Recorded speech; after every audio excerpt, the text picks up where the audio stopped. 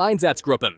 The Einsatzgruppen were special SS and security police units that operated during World War II, carrying out mass killings in Nazi-occupied territories. Led by Heinrich Himmler and Reinhard, these squads were responsible for eliminating anyone the Nazis saw as a threat, including Jews, political opponents, and fighters.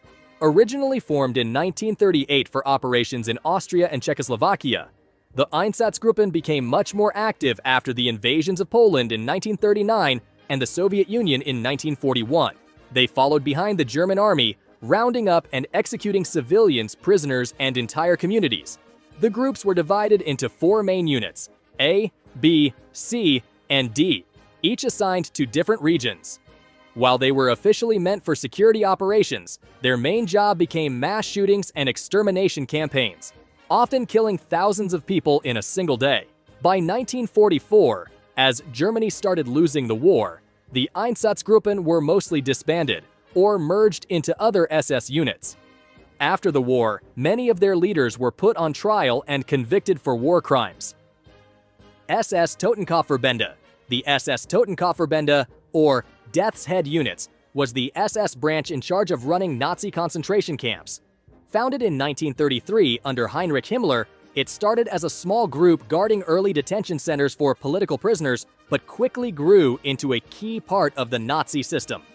By 1936, the SSTV controlled all concentration camps in Germany and later expanded into occupied Europe. Members wore the Totenkopf insignia, a symbol of their ruthless role in enforcing Nazi policies. During World War II, some SSTV troops were turned into the 3rd SS Panzer Division Totenkopf, an elite Waffen-SS combat unit. While they were known for being tough fighters, they were also infamous for war crimes and brutal tactics, especially on the Eastern Front.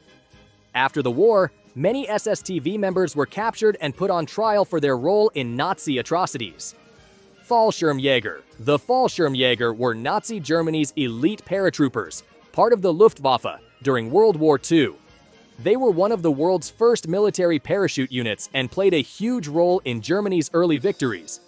Formed in the 1930s under Hermann Göring, these troops became famous for their high-risk airborne assaults. Their biggest moment came in the Battle of Crete, the world's first large-scale airborne invasion. Even though they won, they took huge losses, and Hitler decided not to use them for major parachute drops again. After that, the Fallschirmjäger were mostly used as elite ground troops rather than paratroopers. They fought in North Africa, Italy, and the Eastern Front, gaining a reputation for being tough and highly skilled in battle. By 1945, after years of intense fighting, most Fallschirmjäger units were either wiped out, captured, or disbanded. Waffen-SS. The Waffen-SS started as Hitler's personal bodyguard unit, but grew into an elite Nazi military force that fought alongside the German army in World War II. Unlike regular soldiers, Waffen-SS troops were trained to be fanatically loyal to Hitler and Nazi ideology. Formed in 1939, it started as a small group, but expanded into a massive force with over 900,000 soldiers by the war's end.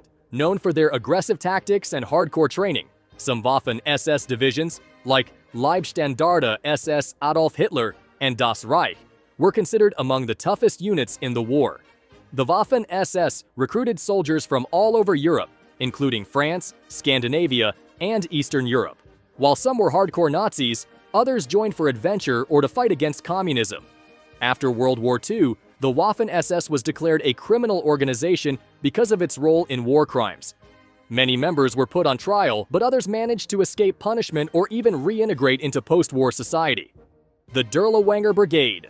The Dirlewanger Brigade was a unit of the Waffen-SS, officially called SS Sturmbrigade Dirlewanger, and later renamed the 36th Waffen Grenadier Division of the SS. What made this unit different was its recruitment. Most of its soldiers were criminals and convicts.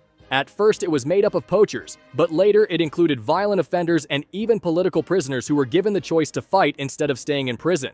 As it expanded, the unit was sent to Belarus, Poland, and Slovakia, where it carried out brutal anti-partisan operations. In 1944, the Dirlewanger Brigade was involved in crushing the Warsaw Uprising, engaging in street battles against Polish fighters.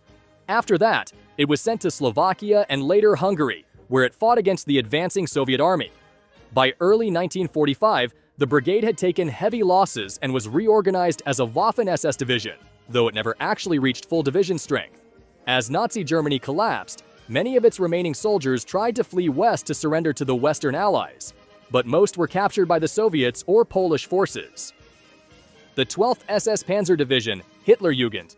The 12th SS Panzer Division, Hitlerjugend, was a Waffen-SS tank division formed in 1943, and what made it stand out was its recruitment. Most of its soldiers were teenagers pulled straight from the Hitler Youth, while its officers and sergeants were battle-hardened veterans from the 1st SS Panzer Division. The division saw its first major action in Normandy in June 1944, right after the D-Day landings. It fought brutal battles against the Canadians and British, especially around Caen and Falaise. Even though it was outnumbered and outgunned, it put up a fierce fight but took massive casualties. After retreating from France, the division was rebuilt and thrown into the Battle of the Bulge in December 1944, attacking American forces. But when the offensive failed, it was forced to pull back once again.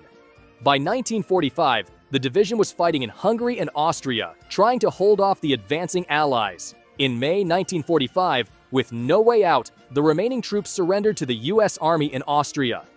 Großdeutschland Division. The Großdeutschland Division was one of the Wehrmacht's most elite divisions during World War II. It started as a ceremonial guard unit in Berlin, but later became a highly trained combat force, mostly fighting on the Eastern Front against the Soviet Union. By 1942, it had transformed into a Panzer Grenadier Division, loaded with tanks, self-propelled artillery, and top-tier troops. It played a big role in major battles like Kursk in 1943, one of history's biggest tank battles, and later in Germany's desperate defenses as the war turned against them. Unlike the Waffen-SS, Großdeutschland was part of the regular army, but still got top priority for new weapons and reinforcements, making it one of the best-equipped units in the German military. Despite its elite status, it suffered massive losses and was eventually wiped out in 1945 as the Soviets pushed into Germany. The 1st SS Panzer Division, Leibstandarte SS Adolf Hitler. It began in the late 1920s as a small security force protecting Nazi Party leaders but quickly grew. By 1939, it had expanded into a motorized regiment and took part in the invasion of Poland. In 1940, it became a full brigade and played a major role in the Battle of France, earning a reputation for its tactics. By 1942, it had evolved into a full panzer division and was regularly sent to the toughest battles. The LSSAH saw action on almost every major front, from Operation Barbarossa to battles in North Africa, Italy, and Normandy. It played a big role in the Battle of Kursk in 1943, one of the largest tank battles in history, and later fought in the Battle of the Bulge in 1944-45, Germany's last major offensive. As the war came to an end, the LSSAH was forced into retreat, fighting desperate battles against the advancing Soviet and Western Allied forces. By May 1945, the division was effectively wiped out, with most of its remaining troops surrendering to the Americans and British.